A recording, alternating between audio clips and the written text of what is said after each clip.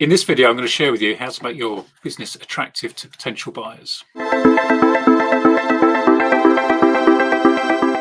For the best advice on how to unlock a better life for yourself and the people around you, please subscribe to my channel and get a new video every week. Owners who apply the advice I'm going to share with you today are more likely to receive an offer for their business, and that offer is likely to be higher than would otherwise have been the case. Generally, people wanting to acquire a business will be looking for a return on investment. I say generally, it's pretty much in every case. And whether that's a short-term return, a long-term return, a small return, or a large return, they'll have a picture in their own mind of what they're after. And when they're assessing a business, they'll take those criteria and they'll look at three particular areas. And that's the future profit of that business, the risk associated with that profit, and the industry attractiveness. So what can you do to ensure that your business is attractive to potential buyers, or for that matter, to anybody that you're passing that business on to? The first thing that a buyer is going to look at is the financial history of a business.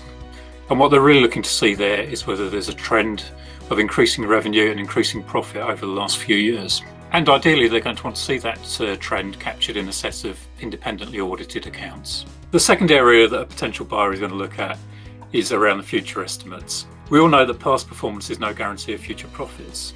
And that's evident when we look at our own business plans and the sort of numbers that go into those. A buyer is going to want to know how reliable those estimates are. And for that reason, they're going to look and delve into the sort of things that sits behind those numbers.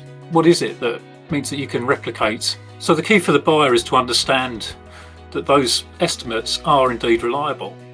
And to do that, they're going to look at the way in which the company is managed and operates. And in particular, they're going to want to see that there's a strong customer base there, strong suppliers, strong management. And to do all that, they're going to be asking questions and taking you through a detailed process of due diligence. The third area that they're going to be particularly keen to understand is what's going on in the industry. What are the trends? What's the marketplace like? Who are the competitors?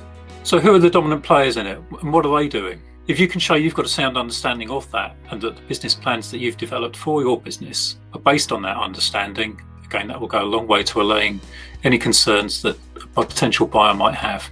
The fourth thing a buyer is going to do is look at how it can negate the risks that they've potentially identified. That's why they want to understand the reliability of those estimates, and it's why they want to understand what's going on in the environment.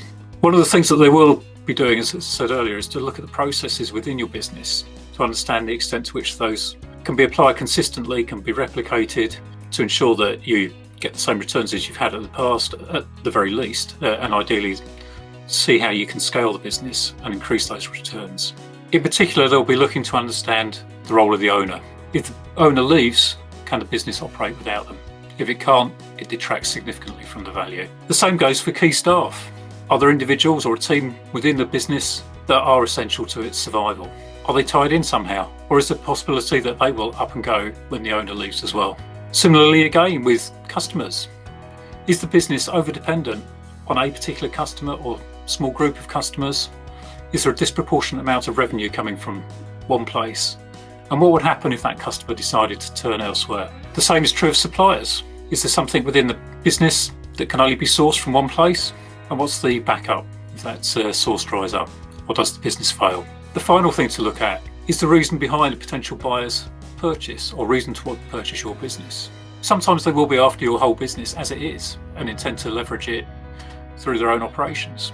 In many cases, however, they might just be after a single asset or group of assets within your business. And typical of that is something like McDonald's, who could look at a petrol station, and a petrol station in its own right is of no value to them, but if the location is good, it can be incredibly valuable. And if you understand that reason, you've got a better indicator or better understanding of the value you can extract from that potential buyer. So there's 5 key areas to consider.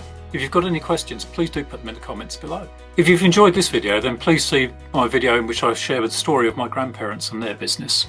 Please like, comment, share and subscribe. I look forward to seeing you in the next video.